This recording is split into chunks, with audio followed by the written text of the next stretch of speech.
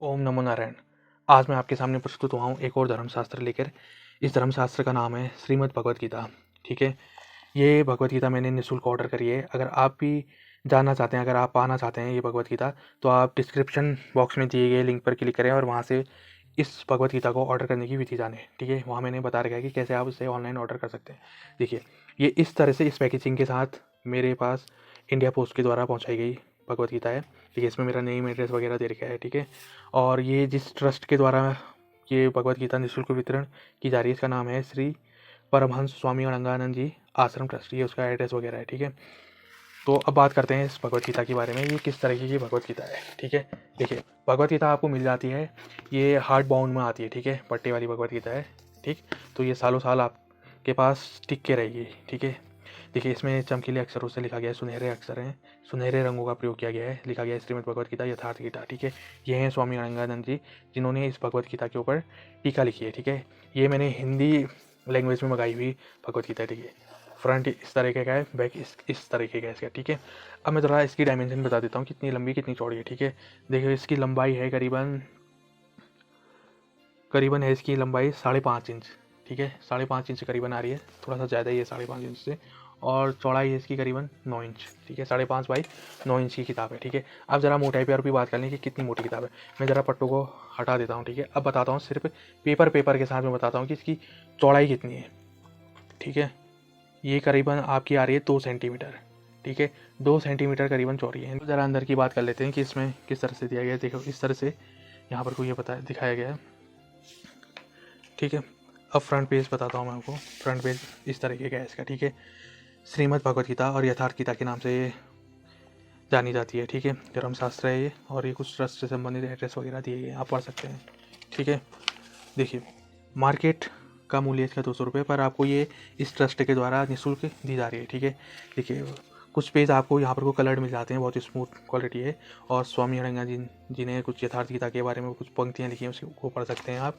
ठीक है, और इस अड़ंगानंद ट्रस्ट के द्वारा ये कुछ और किताबें भी प्रकाशित की जाती हैं। ठीक है, उनकी लैंग्वेज लिखी गई है, किस किस लैंग्वेज में प्रकाशित की जाती हैं उसके बारे में भी आप जान सकते हैं। ठीक है, और ये किताब का फ्रंट पेज समर्पित की गई है ये श्री स्वामी परमानंद जी को।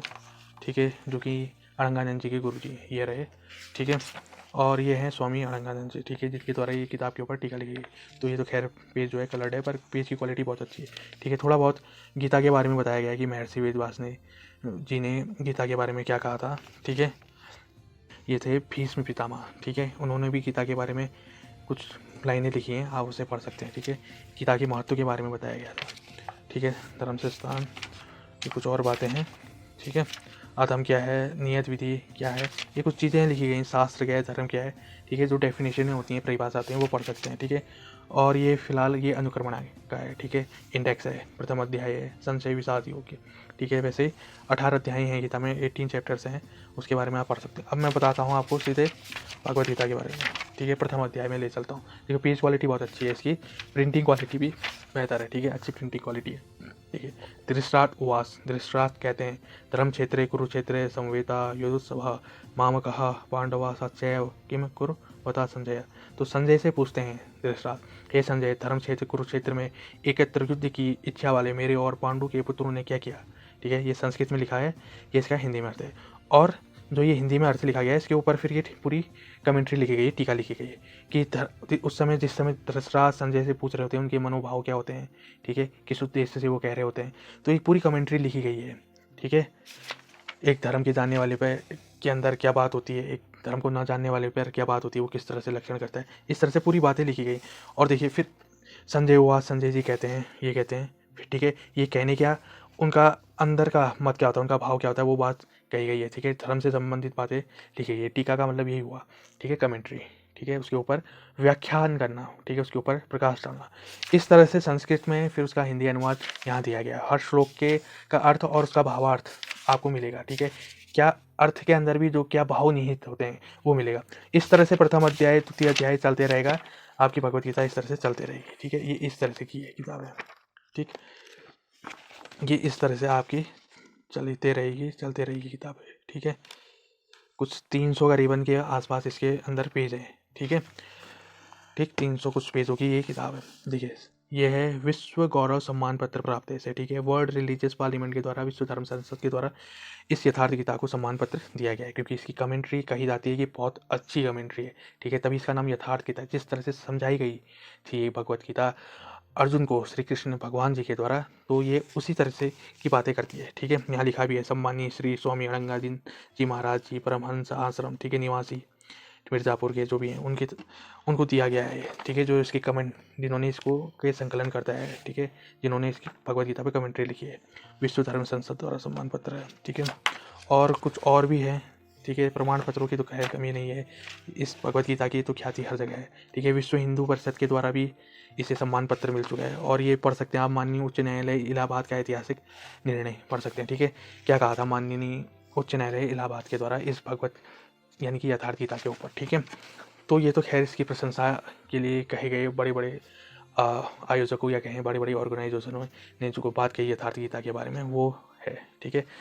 देखिए कुछ चीज़ों में और आपको मैं बता देता हूँ इस भगवत गीता के बारे में, जैसे ऑर्डर से संबंधित जानकारी बता देता हूँ। जो लिंक मैंने आपको दे रखा है वहाँ जाके आप उसे देख सकते हैं कि कैसे इसे ऑर्डर करना है, ठीक है। देखिए मैंने जब ये ऑर्डर करी थी तो कोई मेरे फ़ोन में OTP या वेरिफिकेशन वगैरह कोई मैसेज वगैरह नहीं आया था, तो जाहिर सी बात है आपको भी नहीं आएगा अगर आप ऑर्डर करेंगे तो इसे। तो और ये इस बात का खास तौर पे ध्यान रखें कि कभी भी अपनी बैंक से संबंधित जानकारी फ़ोन में किसी को मत दें, चाहे कहीं से भी फ़ोन भी आ जाए कि आप OTP बताएं ये बताएं, तो आप बिल्कुल अपनी निजी जानकारी मत साझा करिएगा, क्योंकि यहाँ ये कुछ नहीं पूछते हैं, ठीक है। एक सिंपल सा इनका रजिस्टर पेज होगा, आपका नाम पता एड्रेस और फ़ोन नंबर पूछेंगे, बस, इससे ज़्यादा कुछ नहीं पूछते हैं वो, ठीक है। और कम से कम ऑर्डर करने के 1 सप्ताह के बाद एक इंडिया पोस्ट की तरफ से मैसेज आ जाता है रजिस्टर्ड आंक वाला कि आपका आर्टिकल इस जगह से फलाना जगह से चल चुका है आपकी पिन कोड की तरफ, ठीक है।